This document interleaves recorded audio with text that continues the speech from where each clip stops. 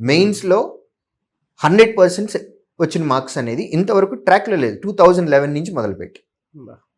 So అక్కడే తెలిసిపోతుంది మనకి, అది లెందీ క్వశ్చన్స్ ఉంటాయి, ప్రాసెస్ కూడా కొంచెం లెందీ ప్రాసెస్లోనే ఉంటుంది.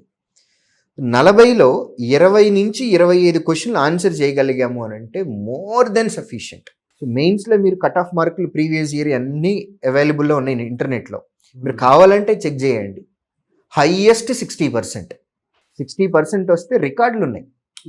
గతంలో జరిగిన కొన్ని ఎగ్జామ్స్లో కరెంట్ అఫైర్స్కి సంబంధించి అవుట్ ఆఫ్ ది బాక్స్ మాట్లాడుతున్నాను, బట్ స్టిల్ కరెంట్ అఫైర్స్లో 1 మార్క్ కట్ ఆఫ్ ఉంది.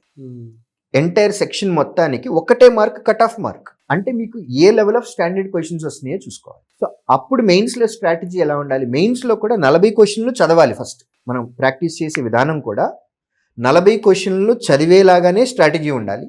ఆ 40లో మనకి తెలిసినటువంటి 20 క్వశ్చన్లు సాల్వ్ చేయాలి. హైయెస్ట్ టార్గెట్ 25 క్వశ్చన్లు.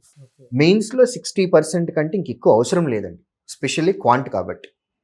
ఎగ్జామ్ ఏదైనా సరే మన ప్రాక్టీస్ ఏ రేంజ్లో చేసే ఎగ్జామ్కి వెళ్ళాలి అని అంటే మనకిచ్చిన టైంలో అన్ని క్వశ్చన్స్ని చదవాలి, అందులో మనకి తెలిసినవి మనం పిక్ చేసుకోవాలి. టైం ఎక్కువ పడుతుంది అని అనుకున్నవి, లేదా లెందీగా క్వశ్చన్ ఉంది అని అనుకున్నవి, లేదా మనకి అసలు తెలియనటువంటి క్వశ్చన్స్, మనం చదువుతున్నప్పుడు కొత్తగా అనిపిస్తున్న క్వశ్చన్స్, వీటన్నిటిని స్కిప్ చేయాలి. మనకి తెలిసినవి తక్కువ టైంలో ఆన్సర్ గ్యారంటీగా వస్తాయి అని అనుకున్నవి పిక్ చేయాలి.